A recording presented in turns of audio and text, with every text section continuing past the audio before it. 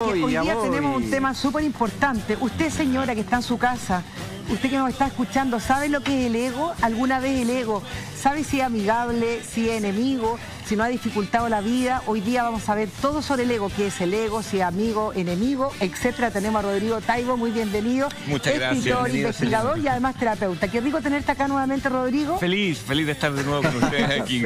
¿Cómo lo transmito? Feliz de estar aquí de nuevo con ustedes. Con una sonrisa. Una sonrisa y hablando de un tema tan importante que como nos el atañe a todos. Okay. A todos. Ahí no se salva nadie. No se salva nadie. Nadie. Siempre partimos para entender qué es el ego.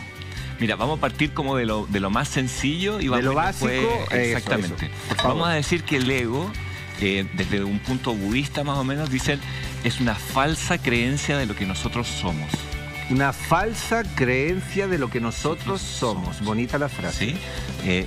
De ahí partiría la base entonces de que nosotros tenemos muchas estructuras mentales limitantes, ¿no? Te voy a interrumpir un momento. Dale. Una falsa, porque es fuerte esa frase, una falsa creencia de lo que nosotros somos. O sea, si yo creo que soy esto, estoy totalmente equivocado. ¿Es eso? Hay que ver los parámetros, porque hay gente que basa su vida solamente, por ejemplo, en el dinero. Hay gente que basa su vida solamente en tener amigos o porque va de fiesta en diversión y resulta que nuestro ser, lo que nosotros somos, abarca muchísimo más que eso. Muchísimo más que eso. Pero cuando tú dices una falsa creencia, porque ahí me estaba pensando también, el ego es algo que nos permite cuando nosotros nacemos tener una identidad, un yo, ¿no es cierto? Es como el self interno, la personalidad. Sí. Cuando tú hablas de una falsa identidad, porque este ego nos nubla la razón, en el fondo no nos permite ver lo que realmente somos. Exactamente, y ahí es donde estábamos hablando de estas estructuras mentales limitantes.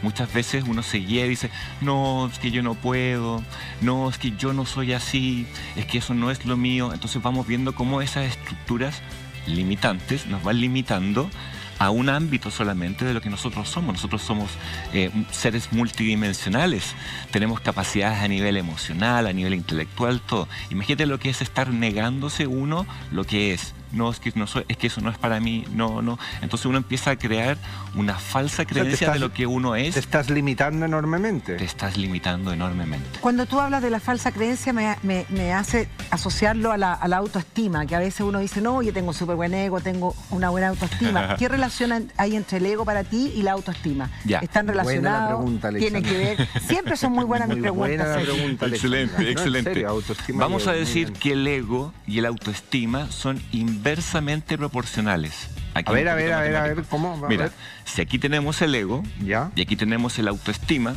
vamos a llamarlo alma, niño interno, ser de luz, ¿sí? Entonces tenemos el ego y tenemos nuestro ser de luz. Inversamente proporcional quiere decir que mientras nuestro ego aflora y estamos viviendo desde el ego, mi autoestima y mi esencia permanece dormida.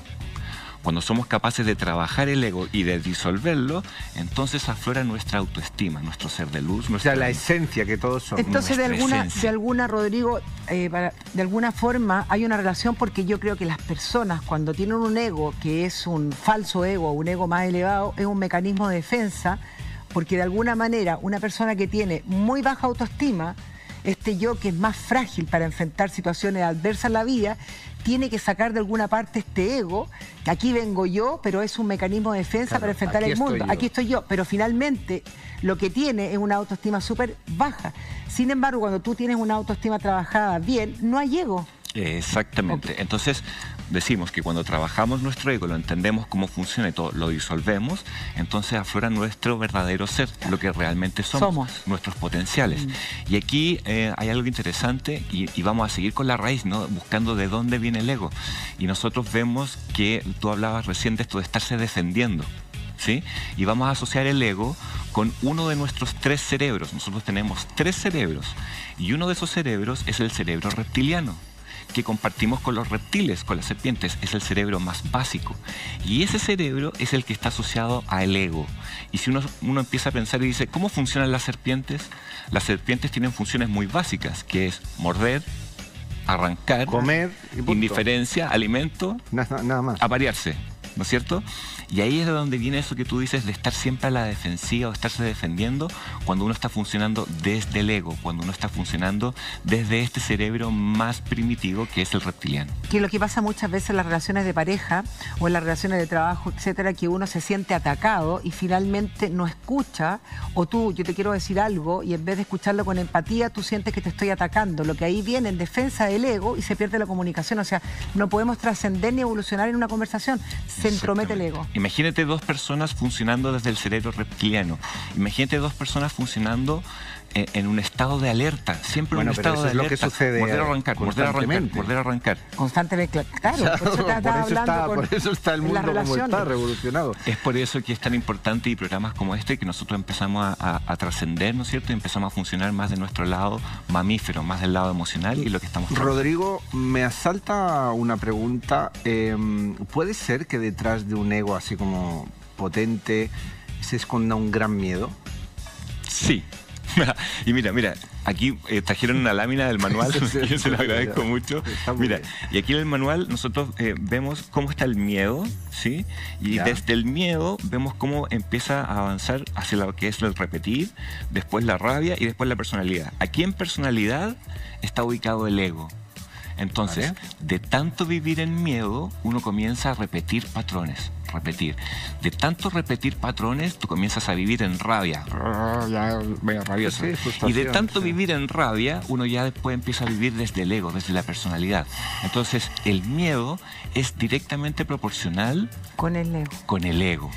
Es tan proporcional, Rodrigo, que pasa algo. Nosotros siempre hablamos del aquí y el ahora, que si no nos vamos al futuro, finalmente no tenemos, si no hay pensamiento, no hay sufrimiento, no hay ansiedad. Y cuando se ha descubierto en muchos estudios, se ha analizado que las personas que tienen un ego, un falso ego, este ego, tanto miedo, que finalmente no se atreven a vivir el presente, el aquí y el ahora, y se van al pasado y se proyectan al futuro porque lo que se están proyectando es con su ego, con sus miedos. Si la persona trabajara el ego y estuviese sano, estarían en este presente y por eso hay tanta dificultad que no les permite, porque ese miedo del ego les lleva a decir, ¿y qué va a pasar mañana? ¿Qué es lo que va a pasar con esto otro? Y finalmente no pueden estar acá, por el simple ego. Por el simple hecho del miedo, entonces nosotros vemos que cuando uno tiene mucho miedo, tiene que ver con grados de ignorancia, ¿sí? Y ahí también vamos viendo que cada vez que uno está funcionando desde el ego, hay ciertos grados de ignorancia. Eso también. Claro, que la palabra ignorancia muchas veces tú la pronuncias y la gente se siente ofendida. Y ignorancia significa ignorar algo. No saber. No tener conocimiento. No tener conocimiento. Los miedos, nosotros estamos aquí y estamos rodeados de miedos, ¿no? Y este es nuestro espacio donde nos podemos mover. Entonces el miedo es limitante. Cada vez que trabajamos con los miedos, lo que estamos haciendo es expandir nuestra área donde podemos movernos. Entonces, mientras más trabajamos nuestros miedos, de alguna forma más libres somos y también funcionamos menos desde el ego en esto de estar siempre alertas y defensivos.